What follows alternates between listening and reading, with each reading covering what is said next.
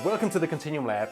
The launch of the Continuum Lab Instrument Kit is getting closer, and today I'm adding another instrument to the kit, a DIY Midi Melodica. This version here features cool 3D printed self-flexing keys, and I have to say I'm actually quite proud of how this turned out. There's another version as well, a simple cousin if you will, which can be made with very basic tools and without a 3D printer of course. We'll get back to that a little bit later in the video.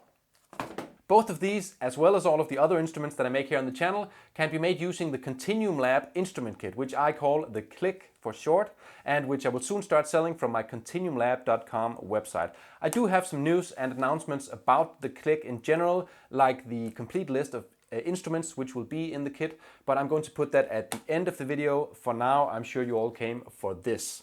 So let's get into it.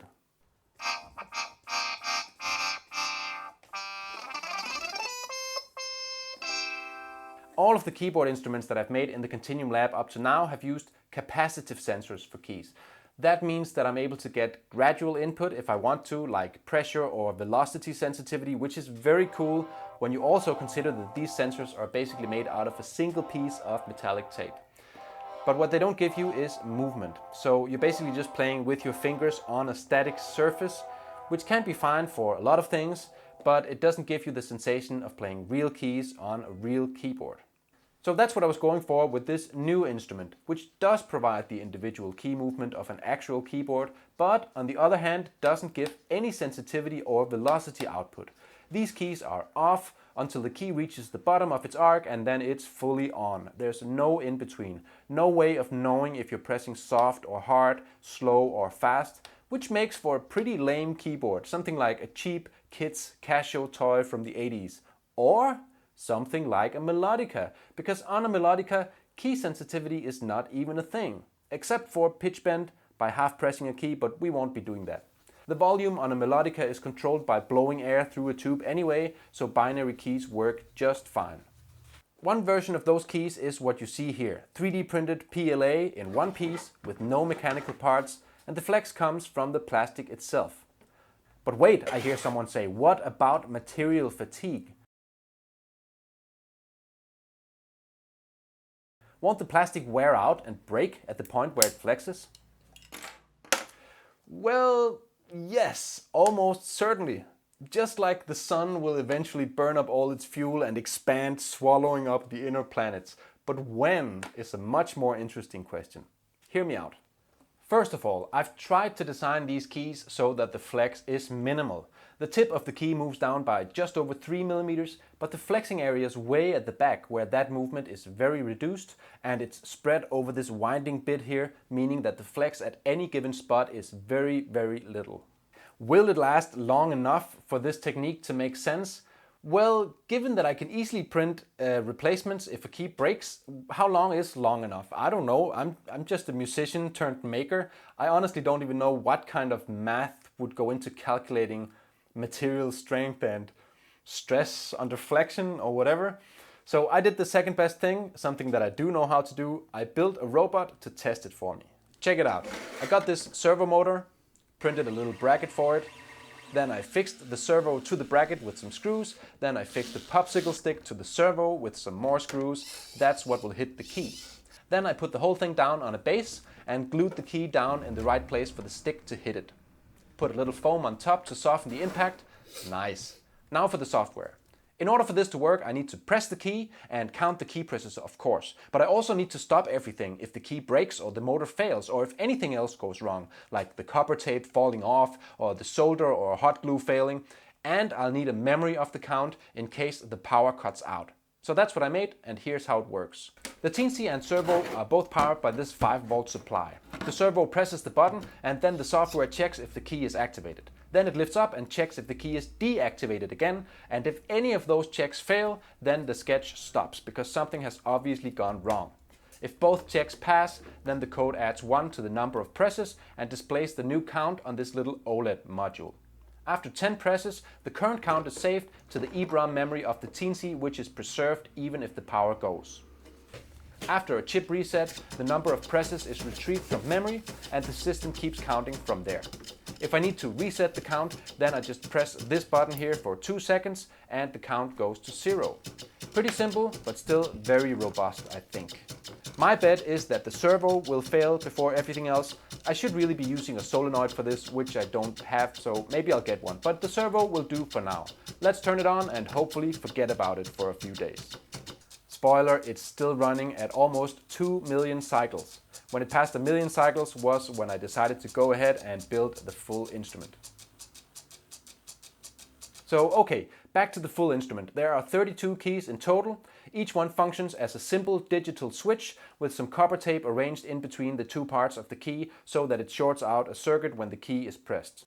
Note to future self, with a multi-extruder printer, this whole circuit could probably be printed into each key directly using conductive filament. The main part of the body is made out of this cellular polypropylene, which is easy to work with but gives a clean look and durable finish. Also, it's a food grade material, which is always nice. It's sandwiched between two 3D printed end pieces which hold everything together, but at the same time allow me to easily open it right up like this. As you can see, there's a million cables in here. This is definitely the hardest to make instrument in the Click ecosystem so far, just because of the sheer number of cables and connections, plus having a breath sensor as well. Even so, the Click breakout board and multiplexer modules make it pretty trivial to plug the right cables into the right place. Tedious, but trivial. Oh yeah, the breath sensor is this 3D printed one right here, which comes included with the Continuum Lab Instrument Kit. It's pretty simple. It uses a water balloon and one of the Click CNY70 sensor modules, and it's the same one that I used in the previous video, the presentation of the Midi Ocarina. And if you think the Melodica looks way too complex, then you should take a look at the video that I made about the Ocarina for an example of a simpler use of the kit. I'll put a link in the description. Just like for all the instruments, there will be a full tutorial on how to make this using the Continuum Lab Instrument Kit. And of course, the Melodica is one of the instruments that comes pre-programmed on the Teensy microcontroller included in the kit. The 3D models will also be made available under an open license, but like I mentioned, using the 3D printed designs is just one way of making one of these. The same functionality can in fact be replicated using many different materials and techniques. So in the Click tutorial for this instrument, I will also show you how to make this other one using ridiculously basic recycled materials and with no other tools than a pair of scissors and a hot glue gun. Almost. And it actually works.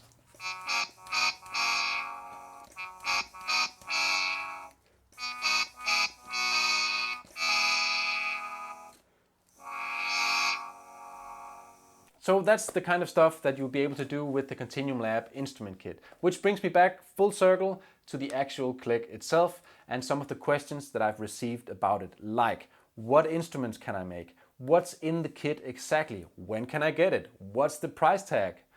Now, all of those questions come with lengthy explanations, and so I decided in this video to focus on the first one, the list of instruments and how it influences the other three. The initial list of instruments, which will be pre-programmed in the first batch of kits, looks like this.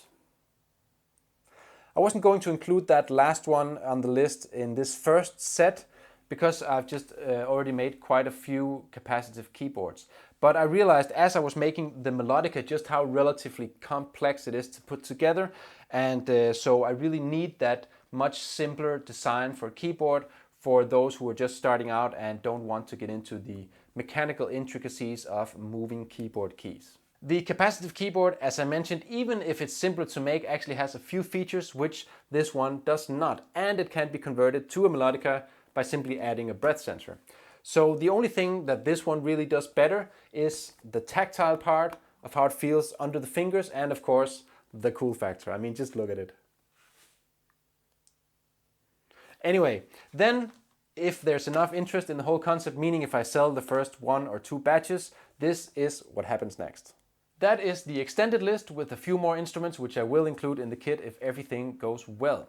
This list could still change or even be expanded, so if you have any good ideas for instruments, then please share them in the comments. On the other hand, the Teensy LC, which is what I use for the kit, has a limited memory. So I don't think I will be going too far beyond 12 instruments in total. If we do get to that point, then I might start a secondary one with a completely different set of instruments on it. Or I might even make an expanded version of the Click software using a Teensy 3.2, which has much more memory than the LC.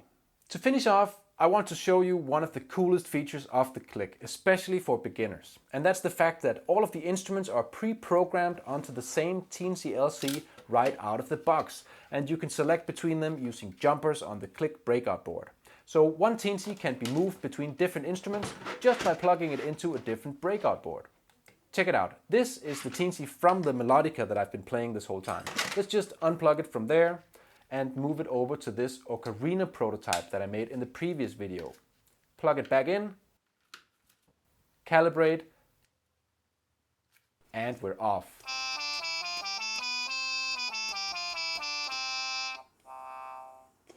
Pretty cool, huh? And I could go on, but I really need to get back to work. There are still more instruments on the list and they're not going to make themselves. If you're interested in the Continuum Lab Instrument Kit, then there are a couple of places that you might want to check out. The brand new KontinuumLAB.com page is where the web shop is being set up. You can also find me over on Instagram, also as Continuum Lab. And of course you can subscribe right here on the channel, turn on notifications and all that jazz. Take care until next time, and I'll see you in the Continuum.